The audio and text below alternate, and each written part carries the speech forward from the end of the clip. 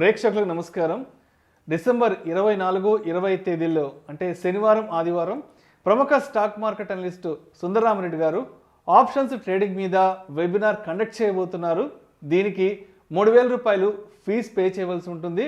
ఆసక్తి ఉన్నవారు ఈ కింద స్క్రోల్ అవుతున్న నంబర్కు ఉదయం 11 గంటల నుంచి సాయంత్రం 6 గంటల లోపల మాత్రమే కాల్ చేసి మీ రిజిస్ట్రేషన్స్ను వెంటనే పూర్తి చేసుకోగలరు. నమస్తే, వెల్కమ్ టు సుమన్ టీవీ. నేను విష్ణు. ప్రస్తుతంతో పాటు ప్రముఖ స్టాక్ మార్కెట్ అనలిస్ట్ సుందరరామిరెడ్డి గారు ఉన్నారు. వారితో మాట్లాడదాం. సార్ నమస్తే. సార్ నమస్తే అండి. సుందరరామిరెడ్డి గారు, పబ్లిక్ ఎక్కువగా ఎలాంటి ఇన్వెస్ట్మెంట్స్ గురించి అయితే ఎక్కువగా మాట్లాడుకుంటారో, వేటి గురించి అయితే ఎక్కువగా ఆలోచిస్తారో, వేటి గురించి అయితే ఎక్కువగా రీసెర్చ్ చేస్తారో, ఆ ఇన్వెస్ట్మెంట్స్ అనేవి ఒక కొద్ది కాలం తర్వాత ఓవర్ ఏ పీరియడ్ ఆఫ్ తర్వాత డౌన్ ట్రెండ్లోకి వెళ్ళిపోవడము, లేదంటే కనుమరుగైపోవడము, ఇట్లాంటి సంఘటనలు జరుగుతూ ఉంటాయి కదా. మరి అంటే అటువంటప్పుడు మనం వాటిని ఏ విధంగా బ్యాలెన్స్ చేసుకోవాలి? ఇన్ కేసు వాటిల్లో మనం ఏదైనా తొందరపడి ఇన్వెస్ట్మెంట్స్ చేసేసి ఉంటే ఒకవేళ. సో బేసికల్గా మనం ఇన్వెస్ట్మెంట్ ఏదైతే ఉన్నదో దాన్ని మనం అంటే అన్ని రకాల ఇన్వెస్ట్మెంట్ని ఒక కేటగిరీ కింద మనం చేయమండి. బహుశా మీరు మాట్లాడుతుంది స్పెక్యులేటివ్ ఇన్వెస్ట్మెంట్ గురించి ఉండొచ్చు. For example like bitcoin, crypto currencies ఈ 2022లో ఈక్విటీ మార్కెట్ మొత్తం ఎసెట్స్ అన్నీ కూడా కరెక్షన్ అయినాయి. కాబట్టి ఈవెన్ క్రూడ్ ఆయిల్ కాడి నుంచి డెట్ ఫండ్స్ కావచ్చు, అన్నీ కావచ్చు, అన్నీ ఆల్మోస్ట్ డౌన్ అయినాయి 2022లో. బాండ్స్ కావచ్చు, ఇవన్నీ కూడా వడ్డీ రేట్లు పెరగడం వల్ల లేదా ఇన్ఫ్లేషన్ పెరగడం వల్ల వీటి వల్ల ఏంటంటే మిగతా ఎసెట్స్ అన్నీ డౌన్ అయిపోయినాయి. ఈవెన్ రీసెంట్గా డాలర్ ఇండెక్స్ కూడా 114 దగ్గర నుంచి ఇప్పుడు 104 దగ్గరకు వచ్చేసింది. సో అండ్ బేసికల్ అంటే ఎకానమీలో ఉన్న మార్కెట్ బిహేవియర్ ఏదైతే ఉందో అది ఇన్వెస్టర్ బిహేవియర్ మీద డైరెక్ట్ ఎఫెక్ట్ చూపిస్తుంది అనమాట. తద్వారా వాళ్ళు ఓవర్ పీరియడ్ ఆఫ్ టైంలో కొన్ని అసెట్ల మీద మోజు పెంచుకుంటారు, కొన్ని అసెట్ల మీద మోజు తగ్గించుకొని వాటిని అమ్మేస్తుంటారు అనమాట. అంటే మనీ ఫ్లో ఏ వైపుకి వెళ్తుందో మనం ఆ వైపుకి వెళ్తే బెటర్ అన్నట్టు.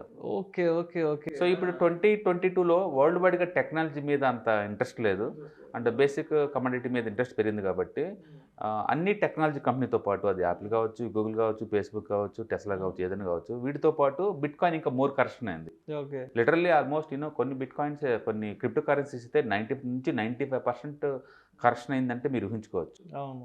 సో మనం దీన్ని తులుప్ మీనియాతో కంపేర్ చేసుకోవచ్చు. 1634లో డచ్లో వచ్చిన తులుప్ మానియా అంటారు.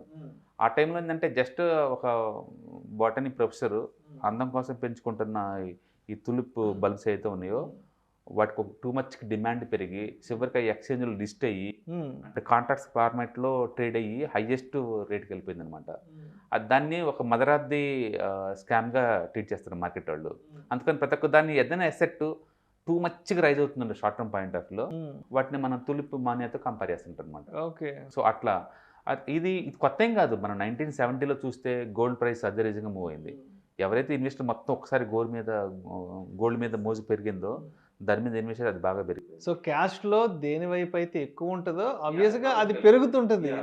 మనం ఏదైనా ఇన్వెస్ట్మెంట్ చేసేటప్పుడు ఏంటంటే ఒక రీజనల్ థింకింగ్ అవసరం. అంటే ఇప్పుడు సపోజ్ ఒక రిలయన్స్ స్టాక్ కొంటున్నాం, ఒక హిందుస్థాన్ యూనిలివర్ కొంటున్నాం అనుకోండి, ఇది ఇంత డబ్బు సంపాదిస్తుంది, ఇది ఈ బిజినెస్ మోడల్, దీని వర్త్ ఎంత అని ఒక డిస్కౌంట్ క్యాష్ ఫ్లో మెథడాలజీ ఏదో దాని ప్రకారం ఒక వాల్యుయేషన్ మెథడ్ అంటూ ఒకటి ఉంటుంది.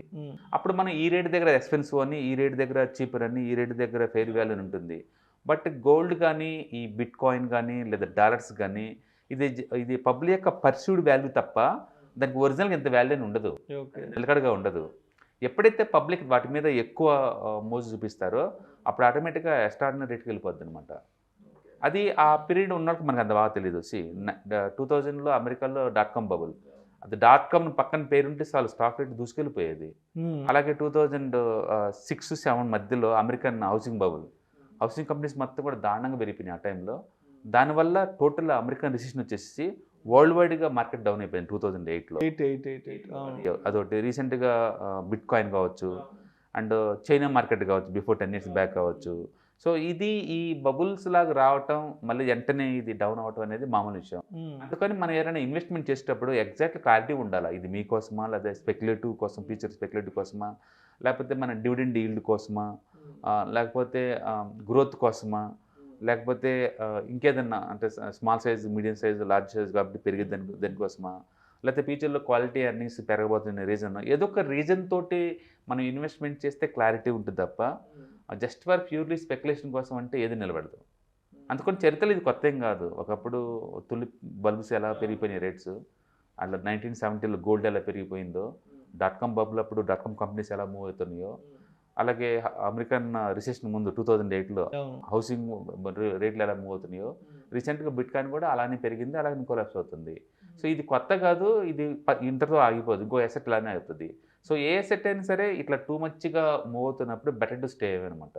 అయితే ఈ కోవిడ్ టైం నుంచి అంటే బాగా మంచి హైప్ వచ్చింది ఈ క్రిప్టోకి కానీ బిట్కాయిన్కి.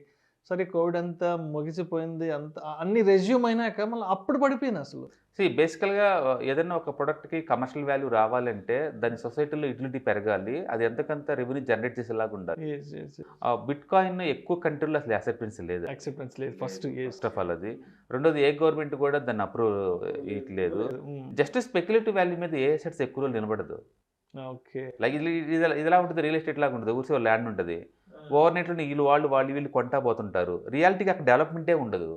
అప్పుడు ఆ వాల్యూ ఓవర్ పీరియడ్ టైంలో నిలబడదు. ఇంకా సో కృత్రిమంగా క్రియేట్ అయిన ఆ వేవ్ వల్ల అది ఎక్కువ రోజులు నిలబడదు, ఎప్పుడు ఉండదు. రియల్ ఎస్టేట్లో 80% ఇలానే ఉంటాయి ఎక్కువ సార్లు. అక్కడ ఆ ప్రాజెక్ట్ వస్తుంది, ఈ ప్రాజెక్ట్ వస్తుంది అంటారు, ఆ ప్రాజెక్ట్ 20 కాదు కదా 200 years అని రాదు అది. సో కృత్రిమంగా అక్కడ ఒక హైప్ అనేది క్రియేట్ చేస్తారు, అందరినీ అలర్ట్ చేస్తారు. రైట్, అది హైప్ క్రియేట్ చేసేసి టూ మచ్గా ఎక్స్ట్రాడినరీ రేట్స్కి బయింగ్ సెల్లింగ్ చేస్తాం. లాస్ట్ ఎంటర్ అయిన బయర్స్ అందరూ స్టక్ అయిపోతారు. సో అది హిస్టరీలో ఎప్పటి నుంచో ఉంది, ఇప్పుడు కొత్త ఏం కాదు, నిరంతరం జరుగుతూనే ఉంటుంది.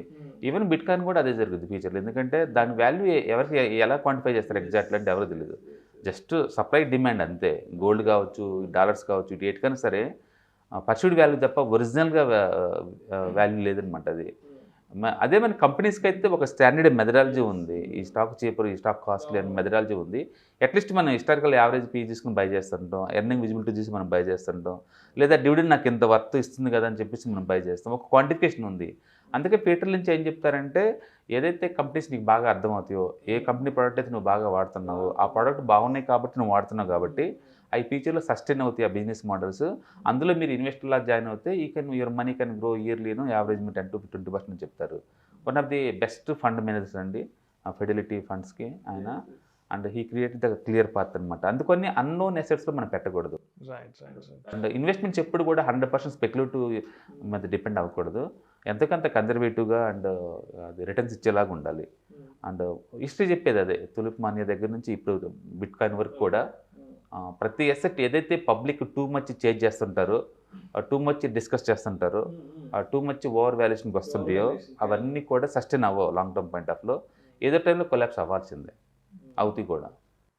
సో అదేదో చెప్తారు, ఆరిపోయే దీపానికి వెలుగు ఎక్కువ ఉంటుంది అన్నట్టుగా ఈ కృత్రిమంగా క్రియేట్ చేసిన హైప్కి అవి సో ఓవర్ పీరియడ్ ఆఫ్ తర్వాత ఆబ్వియస్గా డౌన్ ట్రెండ్కి వెళ్ళిపోతుంది, అవ్వాల్సిందే అది. ఎందుకంటే రియల్ డిమాండ్ అయితే సస్టైన్ అవుతుంది. రియల్ డిమాండ్ అయితే సస్టైన్ అవుతుంది, మార్కెట్లో ఎక్కువ రోజులు ఉంటుంది. అవును, ఆ ప్రోడక్ట్కి రియల్గా యూసేజ్ ఉంటే అవుతుంది. ఇప్పుడు చైనాలో కూడా హౌసింగ్ బబుల్ చూడండి, అంత గోస్ట్ సిటీసే వాళ్ళు బిల్డప్ చేశారు, ఫ్యూచర్లో డిమాండ్ వస్తుంది అని. డిమాండ్ రాలేదు, అది గోస్ట్ సిటీస్లో పిలిచారు. వరల్డ్లో గోస్ట్ సిటీస్ అంటే చాలా ఫేమస్. చైనాలో కాక మనం చూసామనుకోండి, ఒక్కొక్కటి హైదరాబాద్ సిటీ అంత పెద్ద పెద్ద గోస్ట్ సిటీస్ ఉంటాయి. అది ఫ్యూచర్లో డిమాండ్ పెరుగుతుంది అని చెప్పేసి వాళ్ళు ముందే ఓవర్గా అది కట్టేశారనమాట. వాళ్ళ ఇన్వెస్ట్మెంట్లో ఆల్మోస్ట్ 30% ఇన్వెస్ట్మెంట్స్ అన్ని హౌసింగ్ సెక్టర్లోనే స్టక్ అవుతాయి. అంత పెద్దది అనమాట చైనాలో హౌసింగ్ సెక్టర్. ఇప్పుడు మొత్తం స్టక్ అయిపోయింది ఆ ఏరియాలో, చాలా ఇష్యూస్ ఉన్నాయి అక్కడ ఈ రీజన్ తోటి.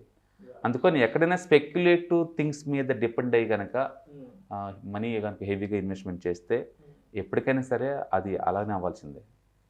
అందుకని investment should be conservative and quantification ఉండాలి. ఎగ్జాక్ట్లీ ఎంత రేట్ ఆఫ్ రిటర్న్ ఎక్స్పెక్ట్ చేస్తున్నారు, ఎందుకు ఎక్స్పెక్ట్ చేస్తున్నారు, ఇవన్నీ క్లారిటీ ఉండాలి.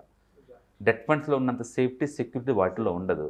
లేదా నువ్వు కంపెనీలు ఇన్వెస్ట్ చేస్తే మీరు కనీసం డివిడెండ్ ఇన్వెస్టర్సా లేకపోతే ఏ టైప్ ఇన్వెస్టర్స్ క్లారిటీ ఉంటే మీకు క్వాంటిఫికేషన్ చేసుకోవచ్చు. స్పెక్యులేషన్ చేయొచ్చు, తప్పేం లేదు, but it should be affordability risk అయి ఉండాలి. ఆ రిస్క్ నీకు అఫోర్డబిలిటీ ఉండాలి, మొత్తం తీసుకెళ్ళి దాంట్లో పెట్టకూడదు. అన్ఫార్చునేట్లీ గ్రీడీ పీపుల్ ఏంటంటే ఓవర్ నైట్లో వస్తుందని చెప్పేసి దాంట్లో ఇన్వెస్ట్ చేస్తారు. చాలామంది డెట్ ఫండ్స్లో 30-40% ఇస్తారని పెడుతుంటారు. ఐ డూ సర్ప్రైజ్, 40% ఇచ్చి డెట్ ఫండ్స్ ఇండియాలో ఏముంటాయండి, వాళ్ళు ఏదో చేయబదులు అలా తీసుకుంటారు, తిరిగి ఇచ్చే పని లేదు. సో ఇలాంటి వాటిని మనకి కాంట్ వీలేదు. Right, thank you sir, thank you so much Sundarareddy గారు. Thank you sir.